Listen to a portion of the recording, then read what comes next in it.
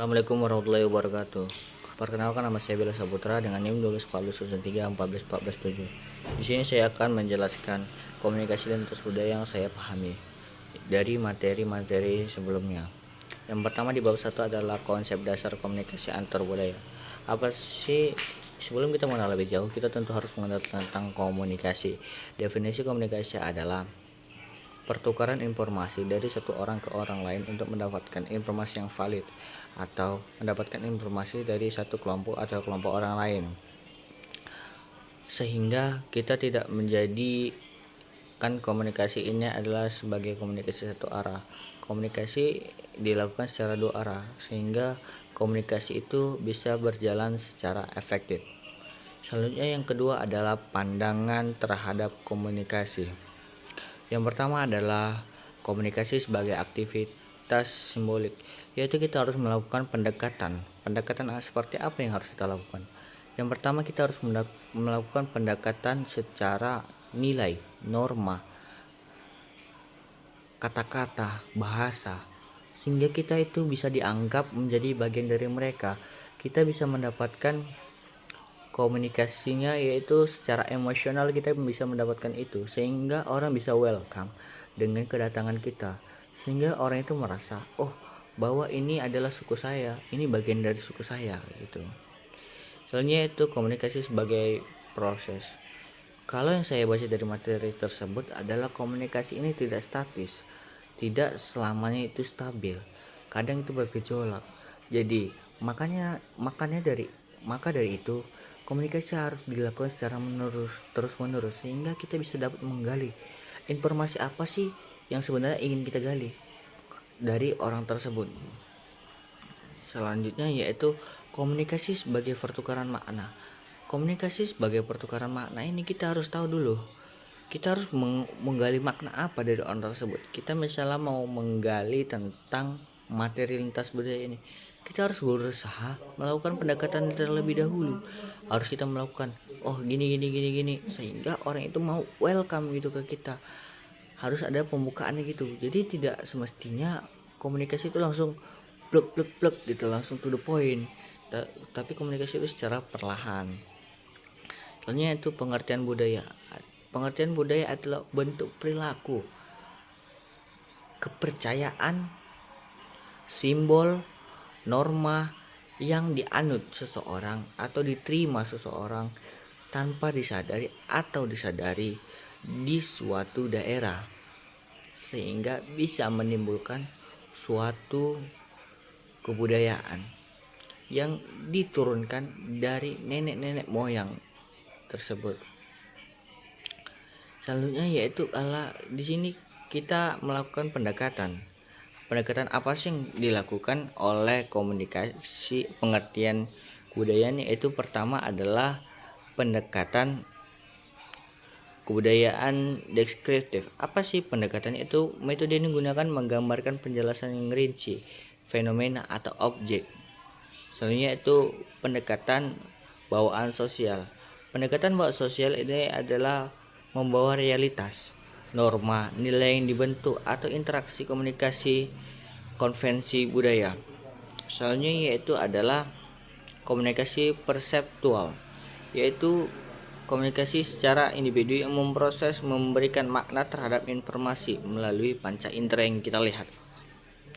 Nah, selanjutnya yaitu adalah pengertian komunikasi lintas budaya. Nah, masuk ke materi pembahasan, apa sih itu komunikasi lintas budaya? Yaitu adalah komunikasi antar pribadi, merupakan interaksi antar pribadi, komunikasi antar pribadi yang dilakukan oleh seseorang yang memiliki latar kebudayaan yang berbeda, sehingga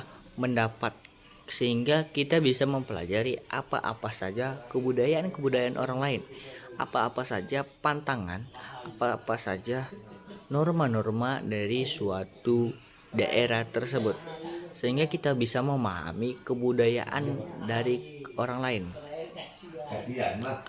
Selanjutnya yang kedua yaitu alasan kita mempelajari komunikasi antar budaya, yaitu kita agar mampu memahami perbedaan budaya antara suku A dan suku B. Jadi sehingga kita tidak mendapatkan shock culture. Shock culture itu maksudnya apa? Maksudnya adalah kejutan budaya. Jadi kita tidak terkejut dengan budaya tersebut. Kita bisa menghargai dia, budaya mereka, meningkatkan kesadaran diri kita, belajar tentang etnis atau etika yang berlaku di suatu suku atau di suatu daerah, membuka diri dan memperluas wawasan kita, pergaulan kita. Tentu kita tidak menjadi orang yang di rumah aja. Kita harus berinteraksi sesama suku atau sesuku lain. Itu sebenarnya itu mendorong perdamaiannya, yaitu kita harus bisa mendamaikan suatu suku dari suku lain, jadi tidak mendapatkan konflik.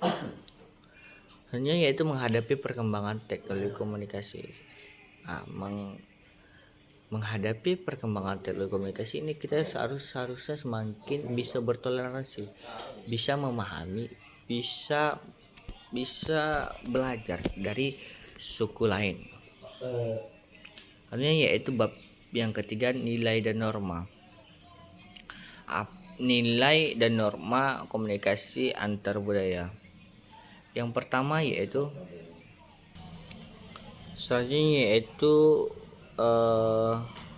interpretasi antar budaya. Apa sih interpretasi antar budaya? Yaitu berujuk tentang memahami dan memberikan makna terhadap perbedaan-perbedaan budaya antar individu atau kelompok dari latar belakang yang berbeda. Ini melibatkan penghormatan atau menghargai suatu suku ke suku yang lain. Selanjutnya itu ada nilai dan norma budaya. Nilai budaya adalah keyakinan, prinsip atau standar yang dianggap penting oleh suatu suku. Nilai ini dibentuk dari dasar perilaku dan keputusan dalam budaya tersebut. Sedangkan norma budaya adalah aturan atau panduan perilaku yang diterima secara sosial dalam suatu masyarakat. Selanjutnya itu adalah budaya material dan non material. Budaya material ini mencakup benda-benda fisik yang menciptakan oleh suatu masyarakat. Selanjutnya yaitu benda non material adalah seperti norma bahasa yang tidak berbentuk dengan fisik. Selanjutnya yaitu karakteristik budaya dan komunikasi. Karakteristik budaya yaitu mengalami perubahan dari evaluasi seiring waktu. Budaya adalah milik bersama, bukan hanya milik individu. Komunikasi dalam budaya yaitu komunikasi yang sering digunakan oleh bahasa-bahasa atau simbol-simbol oleh suatu daerah tersebut. Kebudayaan itu dipelajari, ya kita harus mempelajari kebudayaan orang lain juga sehingga kita bisa memperluas wawasan yang kita miliki. Kebudayaan itu dipertukarkan, yaitu kebudayaan itu tidak statis seperti yang saya bilang tadi. Unsur-unsur dalam budaya dapat dipertukarkan dan berubah seiring waktu atau seiring perkembangan zaman. Selanjutnya yaitu kebudayaan tumbuh dan berkembang. Kebudayaan itu harus tumbuh seiring berjalannya waktu, lambat ataupun cepat. Kebudayaan itu harus berkembang. Jadi kebudayaan itu berkembang secara pesat kok yang saya lihat sekarang, karena budaya itu mengikuti arus dinamika yang ada gitu. Ini yaitu bab yang keempat, pesan verbal dalam komunikasi antar budaya. Yang pertama adalah pesan vokal, yaitu mengungkapkan kata-kata secara lisan, yaitu kita memberikan komunikasi secara lisan terhadap seseorang secara terang-terangan sehingga komunikasi itu bisa berjalan secara efektif. Selanjutnya yaitu adalah verbal visual, yaitu kata-kata disertai ungkapan yang membuat orang juga menggunakan bahasa telinga. Selanjutnya itu adalah verbal vokal visual, yaitu pengungkapan suatu kata atau rangkaian kata dengan membantu vokal dan dibarengi visual sehingga bisa berjalan secara efektif gitu. Kita bisa menggunakan kolaborasi antara verbal vokal atau verbal visual sehingga komunikasi itu bisa berjalan dengan efektif. Lalunya itu budaya berbahasa. Budaya berbahasa yaitu budaya lisan, pesan atau kesaksian yang disampaikan secara turun-temurun dan satu generasi ke generasi lain. Lalunya adalah budaya tulisan. Apa sih budaya tulisan? Yaitu budaya yang memiliki nilai-nilai yang berkaitan dengan kegiatan menulis dalam suatu masyarakat atau kelompok. Ini mencakup orang yang menghasilkan, menyajikan, atau merespon teks yang tertulis tersebut. Selanjutnya itu adalah budaya cetak, yaitu mengacu pada kebiasaan, nilai, dan norma yang praktik yang terkait dengan penggunaan dan produksi bahan cetak seperti buku, majalah, sehingga orang itu bisa memahami apa sih buku kebudayaan kita gitu. Jadi kita bukan hanya mempelajari tentang kebudayaan kita sendiri, kita juga bisa mempelajari kebudayaan orang lain untuk menambah wawasan kita. Yang kelima yaitu pesan nonverbal dalam komunikasi antar budaya. Ini merupakan tindakan atau instruksi yang diberikan orang lain, seperti contohnya kita menggunakan bahasa tubuh seperti ini, seperti ini gitu. Itu adalah komunikasi nonverbal, yaitu komunikasi yang tidak menggunakan kata-kata tapi menggunakan fisik kita atau pakaian, isyarat, atau segala macamnya yang tidak menggunakan kata-kata. Komunikasi ini bisa dipahami oleh orang-orang sehingga orang itu lebih lebih mudah dipahami lah kalau kita menggunakan pesan nonverbal ini, karena tidak semua orang hanya tahu tentang komunikasi pesan non pesan verbal saja. Kita juga harus menggunakan pesan nonverbal sehingga komunikasi yang kita lakukan itu bisa menarik. Adapun komunikasi yang nonverbal yang bisa kita pahami yaitu bisa menggunakan bahasa tubuh, kontak mata, tatapan, gaya berbicara, prosemik, jarak antarpersonal, pakaian, penampilan, syarat, simbol, waktu, itu termasuk dari komunikasi nonverbal sehingga kita bisa melakukan komunikasi itu secara efektif gitu. Selanjutnya itu adalah fungsi pesan nonverbal. Selanjutnya itu adalah fungsi pesanan verbal. Fungsi pesanan verbal ini terbagi sangat banyak sekali. Yang pertama yang saya jelaskan adalah tentang regulasi. Apa sih itu regulasi? Adalah komunikasi yang merujuk pada kemampuan menggunakan bahasa untuk mengatur perilaku orang lain atau perilaku diri sendiri. Ini melibatkan penggunaan komunikasi untuk memberikan instruksi kepada seseorang, menegur atau mengarahkan seseorang. Selanjutnya adalah fungsi interpersonal. Ini berkaitan dengan penggunaan komunikasi untuk membina, menjaga hubungan antar individu.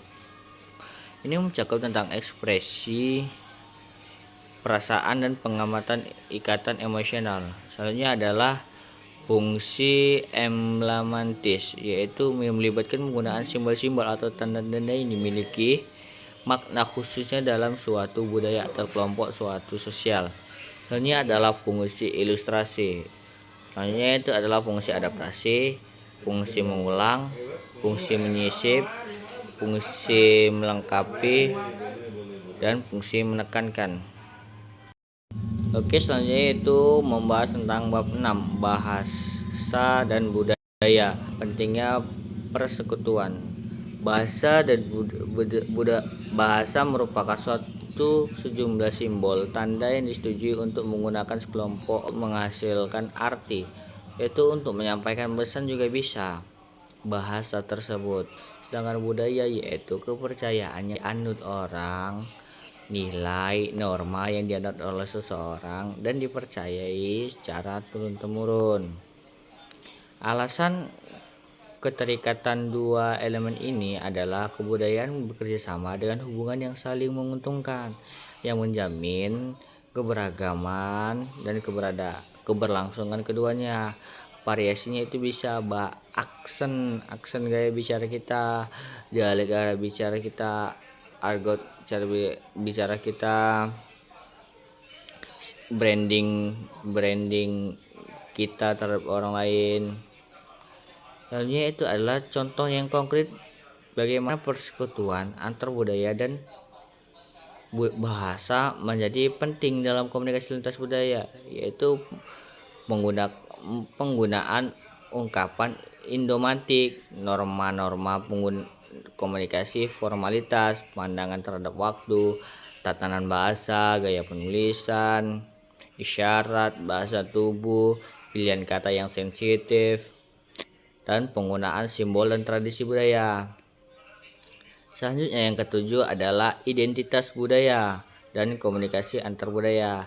Identitas budaya merupakan kesadaran terhadap karakteristik khususnya itu terhadap kelompok yang memiliki seseorang dalam hal bahasa, kebiasaan hidup, adat, dan individu kelompok untuk mengidentifikasi mereka dalam konteks budaya tertentu. Selanjutnya, dalam bab 7 ini terdapat pembentukan identitas budaya, yaitu identitas budaya yang tidak sengaja itu bisa ditimbulkan secara tidak sadar. Tanpa kita sadari kita menimbulkan identitas budaya. Selanjutnya itu pencarian identitas budaya. Kita mencari dan menggali informasi tentang identitas budaya seperti apa yang kita miliki gitu. Identitas selanjutnya itu adalah identitas budaya yang diperoleh, yaitu identitas yang sudah kita miliki dari awal, dari kita menganut suatu kebudayaan tersebut. Selanjutnya yaitu adalah konformitas atau internalisasi. Selanjutnya yaitu adalah resistensi dan separatisme. Selanjutnya yaitu adalah integrasi. Nah, sekian materi pembahasan saya. Lebih dan kurangnya saya mohon maaf. Wabillahi taufiq wal hidayah. Assalamualaikum warahmatullahi wabarakatuh.